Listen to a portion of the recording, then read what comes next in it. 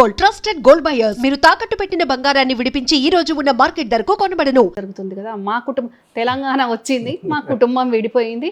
ఈ రోజు కన్న కూతురు కూడా విడిపోయే పరిస్థితి వచ్చింది. ఇది ఎవరు చేసుకుంది? దీనికి అంతటికి మూల కారణం కేంద్ర బిందువు శోభమ్మ కాదా? ఇక్కడ సూత్రధారు ఎవరు, పాత్రధారు ఎవరు, బాధితులు ఎవరు? ఇప్పుడు ఇప్పుడు అర్థమైందా మీకు? కాదండి, శోభమ్మ చెల్లెలు కొడుకే కదా మీరు చెప్తున్న సంతోష్రావు. అవును. మరి ఈమె కన్న కూతురు ఇక్కడ పడంది చెల్లెల కొడుక్కి తన సొంత కూతురికి కదా. మరి ఆమె అటు సంతోష్రావును ఇటు కూతురును రెండు వైపులా ఎంకరేజ్ చేస్తుందంటే ఇట్స్ చాలా ఇది ఎట్లుందంటే ఇక అద్భుతమైన స్క్రిప్ట్ ఇది. తెలుగు కొత్త మీకు స్క్రిప్ట్ లాగా అనిపిస్తుండొచ్చు, ఇది వాస్తవం. ఇది వాస్తవం. ఆమె టార్గెట్ ఒకటే, కవిత టార్గెట్ ఒకటే. అక్కడ హరీష్ రావు ఉండొద్దు. ఓకే, హరీష్ రావుని ఏది చేసి అక్కడికి వెళ్ళి జరిపేసేయాలి. హరీష్ రావు పోయినాక అల్టిమేట్గా పార్టీ వీక్ అయిపోద్ది కదా. సో ఒకవేళ ఇప్పుడు ఏ కారణాల వల్ల అయినా అనుకుందాం, మాట వరుసగా అనుకుందాం, హైపోతికేషన్ ఇది జరగదు అనుకో. ఒకవేళ హరీష్ రావు గారు పక్కకు వచ్చో లేదా ఆయన ఇంకో ఏదైనా నేషనల్ పార్టీ ఏదైనా ఆయన ఇన్వైట్ చేస్తే అప్పుడు ఈమె పార్టీది కూడా ఎత్తేసి మళ్ళీ కేసీఆర్ దగ్గరికి వెళ్ళిపోతుంది అంటారా మీరు చెప్పే దాన్ని బట్టి? యాక్చువల్గా ఇప్పుడు ఏదైనా శ్రీనివాస్ గారు, బయట జరిగేది మనం వినేది మన కంటితో చూసేది ఒకటి ఉంటుంది, లోపల జరిగేది ఒకటి. అవును, బిట్వీన్ ద లైన్స్ అనేది ఉంటుంది. అవును, డెఫినెట్గా. యాక్చువల్గా హరీష్ను పొమ్మని పొగబెట్టి చాలా జరిగింది వాస్తవంగా. ఆయన పోడు కదా, ఆయన పోడు. ఆయన మామ బతికున్నంతసేపు ఆయన పోడు. అవును, అది వెరీ క్లియర్గా హరీష్ రావు మొట్టమొదటగా మంత్రి అయిన రోజే అది చెప్పిండు ఆ విషయం. ఇంకా అదే కంటిన్యూ అవుతుండొచ్చు అని నేను అనుకున్నాను. ఇంకా మరి భవిష్యత్ ఏంది అనేది నాకు దివ్య దృష్టి ఉంటుంది కాబట్టి చెప్పలేను, కాబట్టి అట్లా అనుకుంటాను. ఏంటి ఇంకొక విషయం కూడా అని అంటే, ఇక్కడ కూతురును శోభమ్మ వర్షన్ ఇక్కడ కూతురును సాటిస్ఫై చేయలేకపోతున్నాము. కూతురు వర్కింగ్ ప్రెసిడెంట్ అడిగింది, పార్టీ ప్రెసిడెంట్ అడిగింది, అవి ఇచ్చే పరిస్థితి లేదు ఇక్కడ. అక్కడ కేటీఆర్ ఒప్పుకోడు, కేసీఆర్ ఒప్పుకోరు. అక్కడ ఇచ్చే పరిస్థితి లేదు, అయ్యే పరిస్థితి లేదు. ఇంకా జైల్లో ఉన్నప్పుడే శకుని సంతోష్ గారు ఫుడ్ కాడ కూడా ఇబ్బంది పెట్టేసిండు. అంతవరకు కవితను ఎన్ని రకాలుగా చెల్లెమ్మ అని కవిత పేరు చెప్పి, చెట్టు పేరు చెప్పి కాయలు అమ్ముకున్నట్టు ఇక్కడ కేసీఆర్ గారికి ఫ్రంట్ బ్యాక్ షాడో అన్ని రకంగా ఉండి ఇక్కడ చేసుకోవాల్సింది ఇక్కడ చేసుకున్నాడు. కవితను మంచిగా ఢిల్లీకి డైవర్ట్ చేసి కవిత పేరు మీద ఎంత చేసుకోవాలో అంత చేసేసుకున్నాడు. మళ్ళీ కవితను జైలు పాలయ్యేటట్టు చూసిండు. కవిత జైల్లోకి పోయినాక కూడా మళ్ళీ అండర్స్టాండింగ్ ఎవరితోటి కావాలో వాళ్ళతోటి అయిండు. ఫ్యూచర్లో చెప్తాను. పార్టీలో ఉన్నారు కాబట్టి చెప్పారు మీరు. నో చెప్పాలి, సందర్భం వచ్చినప్పుడు చెప్తాను, డెఫినెట్గా చెప్పాను. అట్లా జరిగింది. అయితే ఇక్కడ ఇంకా కవితకు గత్యంతరం లేని పరిస్థితి. తను అనుకున్నది ఇక్కడ పొలిటికల్ యాక్సెప్టెన్సీ లేదు. సో ఇంకా ఏం చేస్తుంది? అందుకోసమని అక్కడ వాళ్ళందరికంటే తక్కువ స్థాయిలో ఇమడలేకపోతుంది పొలిటికల్గా. అందుకని అది కవిత అడిగిన దానికి అక్కడ యాక్సెప్టెన్సీ లేక, మరి కవితకు ఎవరున్నారో ఎవరు సపోర్టో దేవుడికి తెలియాలి. మీకు కూడా తెలుసు, చెప్పట్లేదు అంతే మీరు. నాకెట్లా తెలుస్తుంది అండి? కవిత నాతో ఏమైనా షేర్ చేసుకుంటే నాకు తెలుసు. నేను ఆస్ట్రాలజర్ని కాదు, నాకు దివ్య దృష్టి లేదు, నాకు ఎట్లా తెలుస్తుంది చెప్పండి? అయితే సపోర్ట్ చేసే వాళ్ళని నాకు చెప్పాలి, లేకుంటే కవితను చెప్పాలి. ఇద్దరు చెప్పినప్పుడు నాకెట్లా తెలుస్తుంది చెప్పండి? ఇప్పుడు శోభమ్మ అక్కడుండి పార్టీ నడిపిస్తుంది, శోభమ్మ అక్కడుండి సంతోష్ని ఎంకరేజ్ చేస్తుంది, శోభమ్మ ఇట్లా డైవర్షన్ పాలిటిక్స్ చేస్తుందని అంత అంటే కిచెన్ క్యాబినెట్ విషయాలు మీకు తెలిసినప్పుడు, కిచెన్ క్యాబినెట్ కాదు మీ వర్షన్లో అది కిచెన్ క్యాబినెట్. నేను కల్వకుంట్ల వంశంలో పుట్టిన ఆడబిడ్డను, శోభమ్మ కల్వకుంట్ల వంశానికి వచ్చిన కోడలు, ఇద్దరం ఒకటే ఫ్యామిలీ. కాబట్టి నేను అక్కడ ఉండి కల్లారా చూసిన వ్యక్తిని కాబట్టి నాకు తెలుసు కదా. అంటే ఇక్కడ అక్కడ ఉన్నప్పుడు తెలుసు, నేను ఇప్పుడు బయట ఉన్నా. మాది పెద్ద ఫ్యామిలీ, మా బంధువులు పోతుంటారు వస్తుంటారు, నాకుండే ఇంటెలిజెన్స్ నాకుంటుంది. ఎవరో ఎందుకండి, పిఏలు గన్మెన్లు ఎంతో మంది కవిత ఇన్ఫార్మర్లు కూడా ఉన్నారు కదా అక్కడ, బయటకు వస్తుంటాయి కదా. ఓకే, ఇప్పటికీ అక్కడ కవిత ఇన్ఫార్మర్లు ఉన్నారా? ఎగ్జాక్ట్లీ ఉన్నారు. కేసీఆర్ ఇంట్లో ఉన్నారు. ఇక్కడ కవిత దగ్గర కేసీఆర్ ఇన్ఫార్మర్లు ఉన్నారా? ఇక అదే ఐడియా లేదు. ఓకే, అక్కడ ఉండేది అయితే తెలుసు మీకు. అక్కడ ఉండేది తెలుసు. సో పిన్ టు పిన్ మీకు తెలుసు అంటది అక్కడ ఏం జరిగినా, తెలుసు. ఆ నెట్వర్క్ ఉంది. సో మీరు ఒక నెట్వర్క్ బయట వాళ్ళతో లేదు, ఫ్యామిలీ మెంబర్స్ ఉన్నారు కదా, ఉన్నారు కదా. ఓకే, సో తల్లే మీరు ఎంకరేజ్ చేస్తుంది అంటున్నారు కాబట్టి ఇంకా దానికి మనం వేరే ఆలోచించాల్సిన అవసరం లేదు మీ వర్షన్ ప్రకారం. నా వర్షన్ ప్రకారం ఏంటండి, వాస్తవం కదా. ఇప్పుడు ఒకటేనండి శోభమ్మ థింకింగ్, ఇక్కడున్నా నా కొడుకు ఉండాలి, అక్కడున్నా నా బిడ్డ ఉండాలి, వీళ్ళిద్దరే లైమ్ లైట్లు ఉండాలి, ఇంకెవరు ఉండద్దు. హరీష్ రావు ఉండద్దు, రమ్యారావు ఉండద్దు, ఇంకెవరు ఉండొద్దు, పార్టీలో పనిచేసిన వాళ్ళు ఎవరు ఉండొద్దు. అట్లా ఇప్పుడు ఇది కొత్త పార్టీ పెట్టడం వల్ల హరీష్ రావు ఏం వెనకబడేది ఉండదు కదా యాక్చువల్గా అయితే మామూలుగా. అదే నేను ఎట్లా చెప్పగలుగుతానండి, కవిత చేసుకునే పని మీద ఉంటుంది, హరీష్ రావు ఆయన ఫ్యూచర్ ప్లాన్స్ మీద ఆయనది ఉంటుంది. ఇప్పుడు ఇంకోటి చెప్పండి రమ్య గారు, ఒక మొన్న మీటింగ్లో నిన్న దీంట్లో టీఆర్ఎస్ ఆవిర్భావ సభలో కూడా కవిత పార్టీ ప్రస్తావన వచ్చింది. మీరు చూసే ఉంటారు, చదివే ఉంటారు. సో వ్యక్తిగత కారణాల వల్ల పెట్టే పార్టీలు నిలబడవు, కొత్తగా పార్టీలు పెట్టి నిలదొక్కున్నది టీడీపీ తర్వాత ఒక టీఆర్ఎస్ఏ, ఇప్పుడు బీఆర్ఎస్ మాత్రమే అని తండ్రి అదేవిధంగా అన్న కేటీఆర్ ఇద్దరు ఆ పార్టీ వేస్ట్ అనే ఒక కాన్సెప్ట్లో వాళ్ళు మాట్లాడినట్లు మనకు వార్తల ద్వారా తెలుస్తుంది, మనమైతే వినలేదు. సో దీన్ని మనం ఎట్లా అర్థం చేసుకోవాలంటారు? ఇంటి ఆడబిడ్డ వేరే పార్టీని అంత టార్గెట్ చేయకుండా కుటుంబ వ్యక్తులను, కన్న తండ్రిని, తనకు ఏ పార్టీ అయితే గౌరవం ఇచ్చిందో అలాంటి పార్టీనే ఉంటేంది పోతేంది అని చెప్పి మళ్ళీ ఈరోజు పార్టీ పెట్టుకునేసరికి వాళ్ళు ఎన్నో పార్టీలకు మనుగడ లేకుండా పోయినాయి అనేది వాళ్ళు అని ఉండవచ్చు. వాళ్ళ విష్ కాదు, వాళ్ళున్న సిచ్యువేషన్ అంటే మానసిక స్థితి, ఈమె విమర్శల పట్ల వాళ్ళకున్న మెంటల్ స్టేటస్ వాళ్ళతో ఆ మాట అనిపించింది అంటారు. అంతే కదా. ఇప్పుడు నిజంగా చెప్పండి, మీరు చాలా రాజకీయాలు దగ్గరగా చూశారు, ఏదైనా నిజమే చెప్తాను శ్రీనివాస్ గారు. ఒకటి ఈ వచ్చే ఎలక్షన్లో కవిత పార్టీ ఎఫెక్ట్ ఎంత ఉండొచ్చు అని అంచనా వేస్తున్నారు మీరు? నేను అధికారంలోకి వస్తా అని పుట్టగానే కవిత అప్పుడే పురుడు కోసుకున్న పార్టీ కవిత అంటుంది. ఇక బయట మీమ్స్, బయట కామెంట్స్ మీకు తెలియంది కొత్త ఏం కాదు. అవును. మరి ఏ ఉద్దేశంతో మరి తర్వాత ఎవరికన్నా అలయన్స్ అవుతానా, లేకుంటే విలీనం చేసుకుంటానా, లేకుంటే ఏది ఏమన్నా కానీ నేనేమైపోయినా పర్లేదు కానీ మిమ్మల్ని సర్వనాశనం చేస్తా అని అనుకొని, నేను ఉండని పార్టీ ఎందుకు ఉండాలి అని అనుకొని, అంటే ఒకప్పుడు పిఆర్పి పార్టీ పోషించిన పాత్ర ఈసారి, అప్పుడు ఉమ్మడి ఆంధ్రప్రదేశ్లో పిఆర్పి పాత్ర ఇప్పుడు తెలంగాణ రాజకీయాల్లో టీఆర్ఎస్ తెలంగాణ రాష్ట్ర సేన పోషించే అవకాశం ఉందంటారా? పిఆర్పినో షర్మిలనో ఇవన్నీ దీనికి కవిత పార్టీ కంపారిజనే లేదండి. ఓకే, పిఆర్పి ఏ తండ్రి మీద కోపంతో వచ్చిన పార్టీ కాదు, షర్మిల వాళ్ళ నాన్న బతుకున్నప్పుడు పార్టీ పెట్టింది కాదు. ఈ కంపారిజన్స్ బయట అన్న వస్తున్నాయి కానీ అదంతా నాకైతే కరెక్ట్ కాదు అనిపిస్తుంది. దానికి దీనికి కంపారిజనే లేదు. కవిత 2 చోట్ల పోటీ చేస్తుందని ఈ 2 పార్టీల వాళ్ళు కూడా ఈ మీరన్న పిఆర్పి అనుకోండి, వాళ్ళు పార్టీ పెట్టారు, మేము ఒక పార్టీ ఉండాలి, వాళ్ళు ఏమనుకున్నారో, చిరంజీవి గారు సీఎం కావాలనుకున్నారో, లేకుంటే ప్రజాసేవ చేయాలనుకున్నారో, ఆ ప్రజారాజ్యం అనే పేరులోనే ఉంది, ఏదనుకున్నారో ఏమో తెలియదు.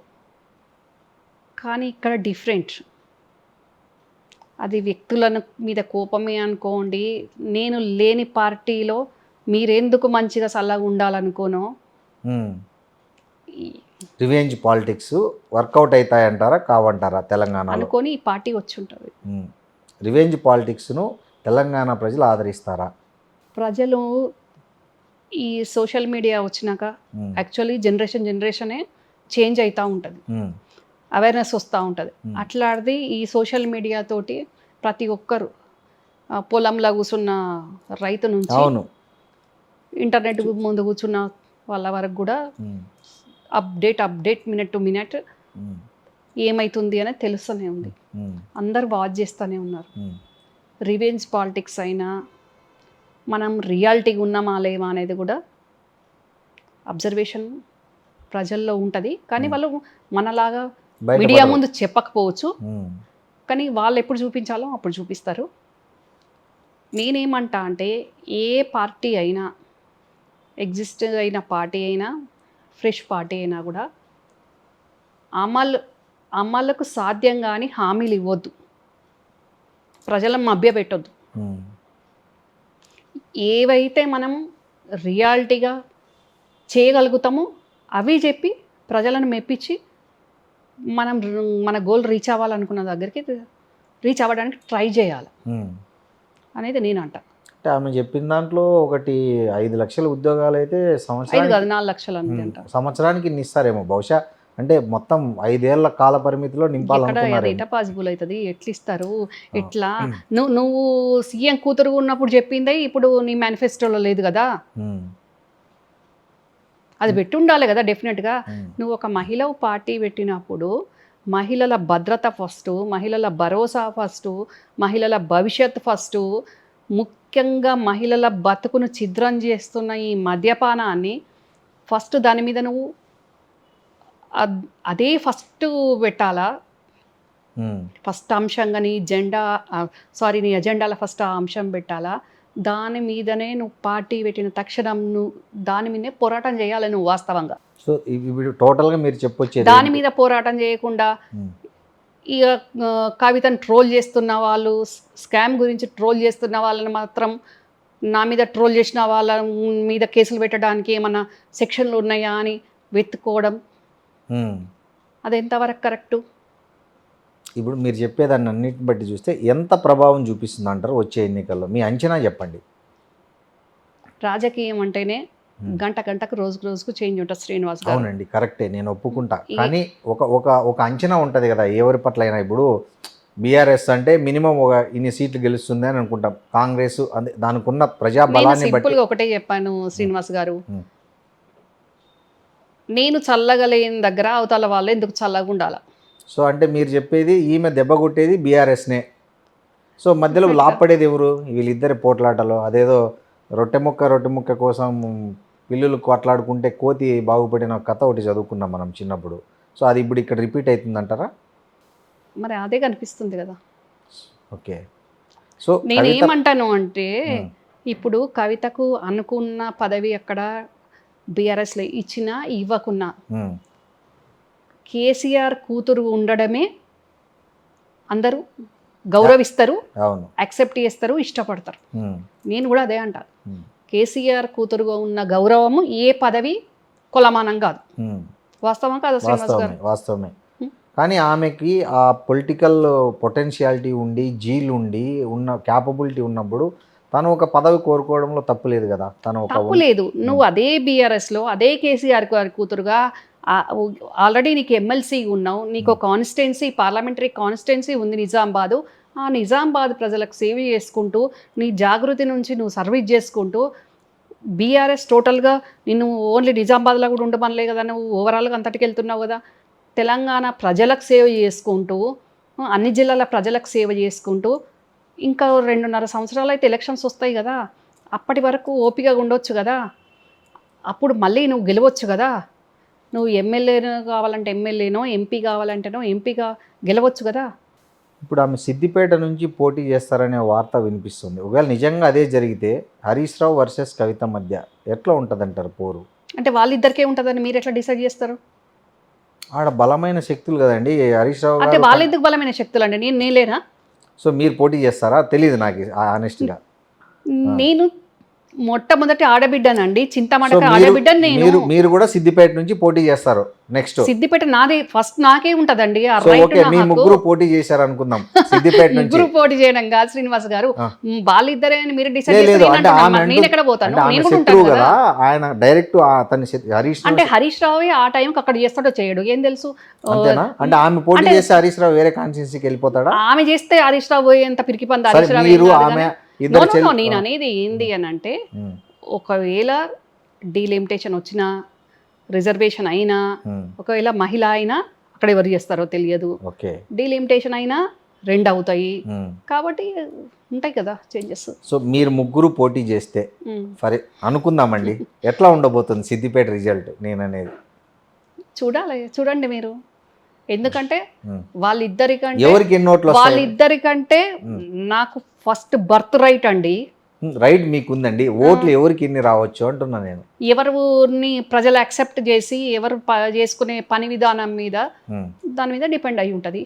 ఓకే, ఇప్పుడు ఎట్లా చెప్పగలుగుతాం? అంటే ఇప్పుడున్న సిచ్యువేషన్ లో ఇప్పుడు ఎలక్షన్ పెట్టట్లేదు కదండి. ఇప్పుడు ఉన్నది యాజ్ ఆఫ్ నౌ అని అంటే, ఇప్పుడు నేను మా జూబ్లీస్ ఎమ్మెల్యే నవీన్ యాదవ్ తమ్ముడు క్యాంపెయిన్ చేస్తే మా సిద్దిపేట వాళ్ళు చాలా మంది వచ్చి క్యాంపెయిన్ చేశారు నాతో పాటు.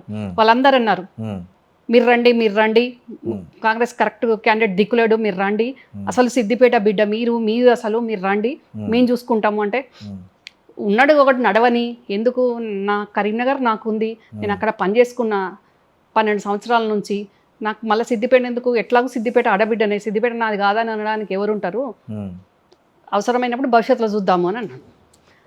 అంటే నాకు నేను పోతానని లేదు, వాళ్ళు పిలిచారు మీ మీద అభిమానంతో వాళ్ళు పిలిచారు.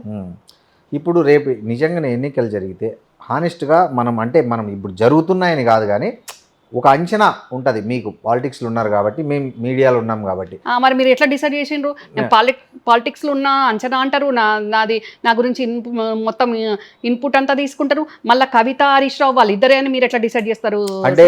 అంటే నేననేది సిద్దిపేట ఆమె ఇద్దరికి ఏమైనా పేటెంట్ క్లారిటీ లేదు కదా ఇప్పటి వరకు. ఒకవేళ అట్లాంటి వాళ్ళకి ఈడ క్లారిటీ ఉంది, ఆయన అంటే ఎగ్జిస్ట్ అయి ఉన్నాడు అక్కడ, కేసీఆర్ గారు ఇచ్చిన సీటు. ఓకే, కేసీఆర్ గారు తను వెళ్తా అన్న రోజు హరీష్ వదులుకుంటాడు, హరీష్ వద్దనుకున్న రోజు హరీష్ వదులుకుంటాడు కావచ్చు. కానీ కవితను అక్కడ మీరు ఎట్లా డిసైడ్ చేస్తారు? ఆమె లేనట్టు లేదండి, ఆమె చేస్తుందని వార్తలు వస్తున్నాయి. ఆమె వార్త రావడం ఎంతసేపు అండి? ఫీలర్ వదలడం నిమిషం కాదు, రేపు నేను కూడా వదలడానికి నిమిషం. మీరు కూడా సిద్దిపేట క్యాండిడేట్ కాంగ్రెస్ నుంచి నెక్స్ట్ ఎలక్షన్ లో మేమే చెప్తున్నాము. సో ట్రయాంగిల్ 40 అక్కడ ముగ్గురికి అంటే అనుకున్నవన్నీ జరగకపోవచ్చు, వాళ్ళిద్దరే అని మీరు డిసైడ్ చేసేసరికి నేను కూడా ఉన్నాను కదా, ఫస్ట్ రైట్ నాకుంటది కదా. మీరు అక్కడ మీరు కరీంనగర్ అనుకున్నా కానీ మీరు సిద్దిపేట నుంచి పోటీ చేయాలనుకుంటారని నాకు కూడా ఇప్పుడే తెలిసింది. ఇక నేను చేయాలనుకుంటున్నాను అనలేదు, మీరు వాళ్ళిద్దరే వర్సెస్ అని మీరు డిసైడ్ చేస్తే వాళ్ళిద్దరే ఏంది, మరి నేను మొదట ఆడబిడ్డాను కదా అని నేను అన్నాను. కరెక్టే, నాకు కూడా ఉంటది కదా. ఎన్ని సీట్లు రావచ్చండి ఓవరాల్ గా వాట్ ఎవర్ ఇట్ ఏమైనా కానీ కవితకు పెట్టిన కొత్త పార్టీకి ఎన్ని సీట్లు రావచ్చు వచ్చే ఎన్నికలు జరిగితే తెలంగాణలో? మీరు పార్టీ పెట్టినా అడగాలి కానీ నన్ను అడిగితే ఎట్లా చెప్పండి? అంచనా చెప్పండి. నేనేం చెప్తున్నాను వెరీ క్లియర్గా చెప్పాను, ఒకటే సింపుల్, ఇక్కడ ఎన్ని సీట్లు ఓట్లు అది అంత కాదు, నేను చల్లగా ఉండకుంటే అవతల వాళ్ళు చల్లగా ఉండొద్దు అంతే.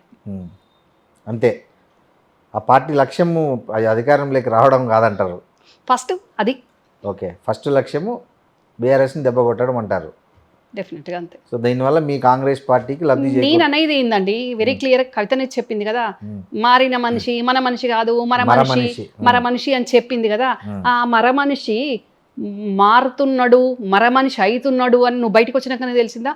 మరి అక్కడ ఉన్నప్పుడు తెలిసినప్పుడు నువ్వు ఎందుకు మైన బొమ్మలాగా ఉన్నావో నేను అంటున్నా. నువ్వు మైన బొమ్మ అయినవా? ఆయన మారుతున్న మనిషి అయినప్పుడు నువ్వు మాట్లాడవచ్చు కదా.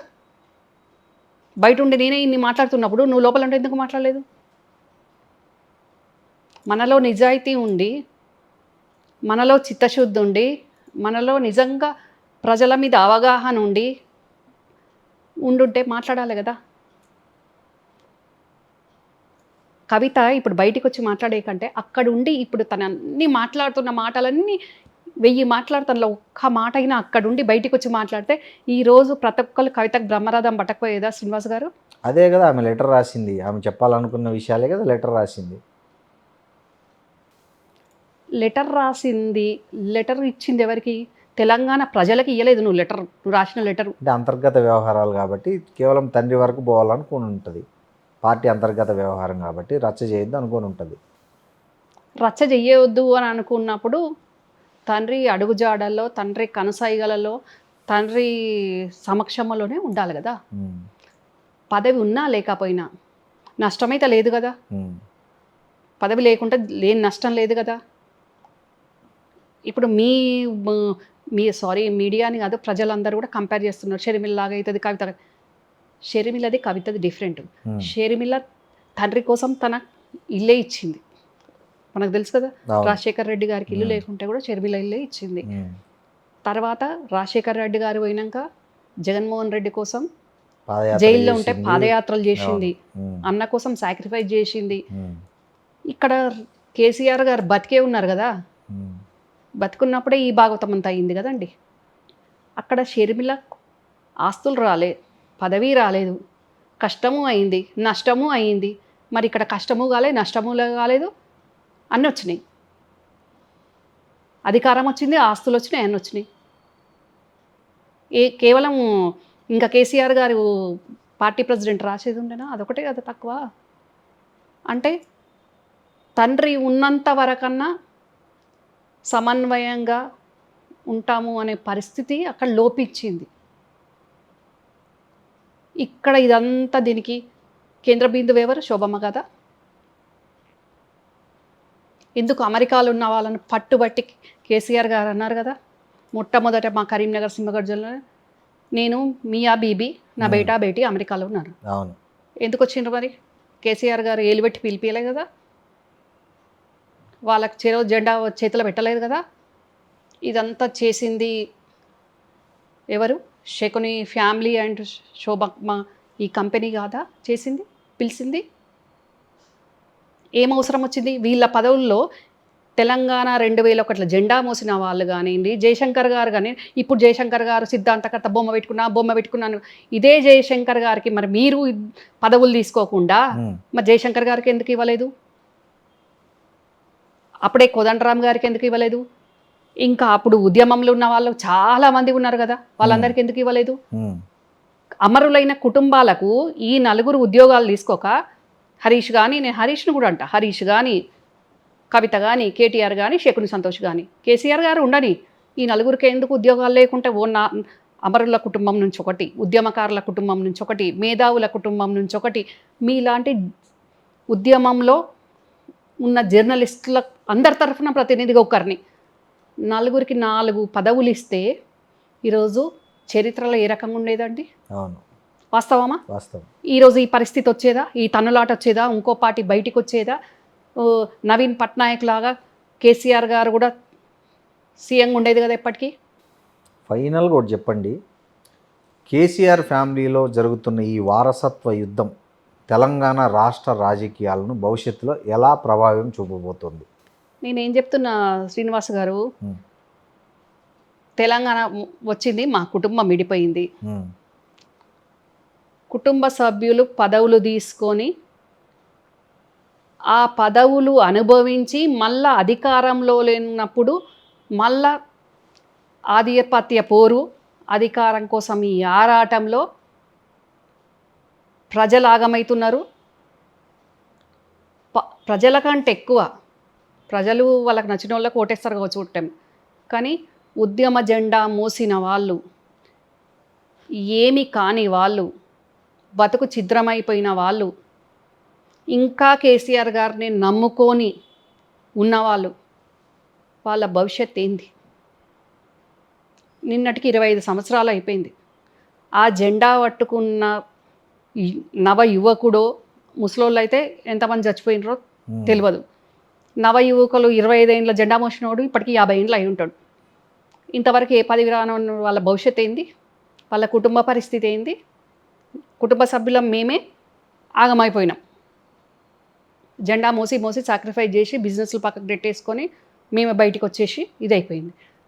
అంటే కల్లారా మేము చూసినాం కాబట్టి ఆగమైపోయిన వాళ్ళు ఎందరు, ఆగమైతున్న వాళ్ళు ఎందరు, అగ్యమ గోచరంగా అయ్యేటోళ్ళ పరిస్థితి ఇంకెంతమందిది?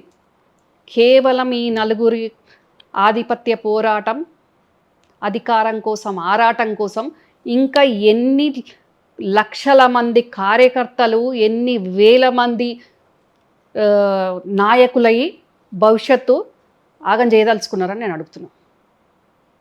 వాస్తవం కాదైతే బాధ అనిపిస్తుంది శ్రీనివాస్ గారు. ఎందుకంటే నేను కాంగ్రెస్కి వచ్చినప్పటి నుంచి నేను తిరగని జిల్లా లేదు. ఎక్కడ మదిర నుంచి బట్టి విక్రమార్క గారి మదిర నుంచి, మంత్రి నుంచి ఆదిలాబాద్ మూలగొట్టు వరకు ప్రతి జిల్లాకు నేను వెళ్ళి వచ్చిందండి. మా పార్టీ కార్యకర్తల పరిస్థితి చూసినా, బీఆర్ఎస్ కార్యకర్తల పరిస్థితి చూసినా, ప్రజల గోసలు చూసినా అన్నిటి మీద నాకు అవగాహన ఉంది. అంటే తెలంగాణ వస్తే బతుకులు బాగుపడతాయి అనుకున్న వాళ్ళు ఈరోజు ఎందుకు వచ్చింది ఈ తెలంగాణ అని బాధపడుతున్నారు. ఏమొచ్చింది తెలంగాణ వచ్చి? ఒక కుటుంబం బాగుపడ్డది. ఎంతసేపు మా పార్టీ వాళ్ళు కానీ, బీజేపీ వాళ్ళు కానీ, మీ మీడియా కానీ బయట కల్వకుంట్ల కుటుంబం కానీ నాకు బాధ అనిపిస్తుంది. చాలామందికి నేను అప్పీల్ చేస్తున్నా, ఎంతోమందికి చెప్పినా, మళ్ళీ మీ ద్వారా కూడా చెప్తున్నా, దయచేసి కల్వకుంట్ల కుటుంబం అనకండి, కేసీఆర్ కుటుంబం అనండి, వ్యక్తుల పేర్లు పెట్టండి. కల్వకుంట్ల కుటుంబం అంటే ఆ నలుగురు కాదు, కల్వకుంట్ల వంశంలో పుట్టిన మంచోళ్ళు ఉన్నారు. మంచోళ్ళు మీన్స్ మాలాంటి బాధితులం ఉన్నాము. అందరూ అందులో పార్టిసిపెంట్స్ కాదు కదా, అందరికి పదవులు అనుభవించలేదు కదా, కనీసం ప్రగతి భవన్ గేట్లకు పోయే దిక్కు లేదు కదా, యాక్సెస్ లేదు కదా. యాక్సెస్ లేదు. దానికి ఒక ఉదాహరణ చెప్పాలి. రీసెంట్గా ఈరోజు ఏప్రిల్ 28 కదా, మొన్న ఏప్రిల్ 11 మా అక్క కూతురు మ్యారేజ్ అయింది. మా అక్క సిద్దిపేటలో ఉంటుంది. అంటే మా అక్క అంటే కేసీఆర్ గారికి మా ఫాదర్కి ఫస్ట్ కజిన్ కూతురు. కవిత కార్డు ఇవ్వడానికి వస్తే 2 hours వెయిట్ చేయాల్సి వచ్చింది. లోపలికి ఎంట్రన్స్ దిక్కులేదు. నేను బంధువునైతా అక్కనైతానని చెప్పుకొని ఎట్లనో గేట్లకు లోపలికి వెళ్ళింది. వెళ్ళినాక పైనకి ఇన్ఫర్మేషన్ ఇచ్చినా పైనకి ఇన్విటేషన్ లేదు పైకి రమ్మని, కిందనే అందరిలాగానే ఉంది. 2 hours ఉన్నాక కవిత కిందికి వచ్చింది. చాలాసేపు అయిందా, సారీ అని అంది. విజిటింగ్ అది ఇన్విటేషన్ తీసుకుంది. కనీసం పెళ్ళికి కూడా వెళ్ళలేదు. కుటుంబ సభ్యులే రాలే కదా. కవితలాగా ఆ అక్క కూడా కల్వకుంట్ల వంశంలో పుట్టింది కదా, పెద్దనాన్న కూతురే కదా. ఓన్లీ ఇన్విటేషన్ ఇవ్వడానికి వచ్చింది. 2 గంటలు వెయిట్ చేసే పరిస్థితి. ఇప్పుడే అట్లుంటే గతంలో ఆ ప్రగతి భవన్లో ఎవరికన్నా లోపలికి వెళ్ళే పరిస్థితి ఉండేనా? ఇంకా మీరందరూ కల్వకుంట్ల కుటుంబం దోపిడీ చేసిందంటే వాళ్ళ కల్వకుంట్లలో పుట్టిన ఆడోళ్ళు మగోళ్ళు ఏడుస్తున్నారు. అరే వీళ్ళు తిట్టేవాళ్ళు ఏదో కేసీఆర్ కుటుంబం అని పేర్లు పెట్టి తిట్టని, ఆ కవితనో కేటీఆర్నో హరీష్నో ఆ శకుని సంతోషో ఇంకెవడు ఉంటాడో వాళ్ళందరినీ తిట్టని. కానీ ఎందుకు ఇట్లా కల్వకుంట్ల కుటుంబం అంటున్నారు? కనీసం నువ్వన్నా మాట్లాడు అని అంటే నేను మాట్లాడాల్సి వస్తుంది. నిజంగా కూడా ఇప్పుడు మేము కూడా బాధపడాల్సి వస్తుంది. కల్వకుంట్ల కుటుంబం అంటే అరే మేమందరం దోపిడీ చేసినామా, మేమందరం అధికారం అనుభవించినామా, అనవసరంగా భోగాలు వాళ్ళకు తిట్లు మాకు అన్నట్టు అయిపోతుంది. మేము తిట్లు పడాల్సి వస్తుంది. అది బాధ అనిపిస్తుంది. ఇక్కడ దోసుకుందొగరు, తిట్లు పడేదొగరు, అనుభవించిందొగరు, ఆగమైపోయింది మేము. ఇట్లా చెప్పాలంటే శ్రీనివాస్ గారు 3 రోజులకు కంటిన్యూస్గా మనము ఇంటర్వ్యూ చేసుకున్నా కానీ అంత ఉంది మ్యాటర్ అండి, అంత ఉంది. మామూలు కాదు ఇది. మీ బాధ అర్థమైంది. ఇక నా నుంచి బాధ కాదు. మీడియా కూడా మీరు అన్నట్లు కేసీఆర్ కుటుంబం గురించి మాట్లాడినప్పుడు కేసీఆర్ అంటే నేను చెప్తున్నాను, ఇప్పుడు వీళ్ళ లీడర్షిప్ బయటికి చూపించుకోవడానికి, మళ్ళీ కష్టం వచ్చినప్పుడు కుటుంబ సభ్యులు కావాలి బలగం చూపించుకోవడానికి. మళ్ళీ ఇన్విటేషన్లు ఇవ్వడానికి వెళ్తే ఎవరన్నా కాలేజ్ ఫీజో స్కూల్ ఫీజుకో వెళ్తే మళ్ళీ అక్కడ యాక్సెస్ ఉండదు. ఎవరికన్నా బై మిస్టేక్లో కవిత యాక్సెస్ ఇస్తే కూడా అక్కడ శోభమ్మ డైరెక్ట్ ఎట్లా పోయినారు, మీరు నాకు ఫోన్ చేయాలి, నేను అప్పుడు కవితకు చెప్తా, ఇట్లుంటుంది. ఆ ఎక్స్పీరియన్స్ పర్సన్సే చెప్తారు కదా బయట. కవితే దొరకదు, కలవదు. ఫస్ట్ అట్లా చేసి పెట్టేసిండ్రు ఎవరికి కలవకుండా. బై మిస్టేక్లో ఎప్పుడన్నా ఒకసారి దారి తప్పి కవిత కలిస్తే ఇమీడియట్ అక్కడ నుంచి ఇక్కడికి ఫోన్ వస్తుంది. ఎవరు వచ్చినా నాకు చెప్పకుండా నువ్వు పని చేయొద్దు, పోయిన వాళ్ళకు క్లాసు.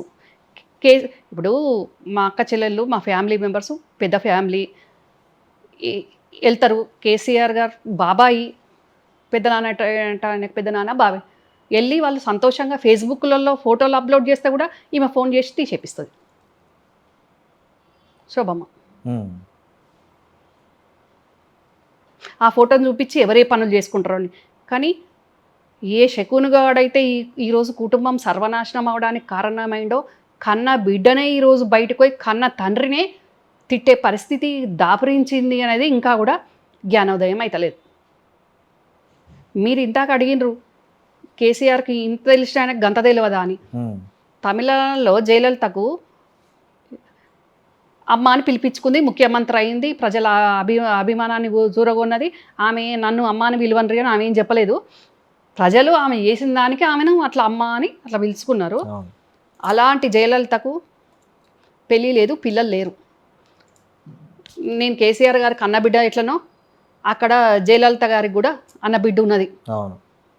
కనీసం ఆమెకు అలా ఉండదు. ఆమె పోయస్ గార్డెన్లో ఎవరి మానిటరింగ్లో ఉందండి? పోయస్ గార్డెన్ జయలలిత గారు, శశికళ.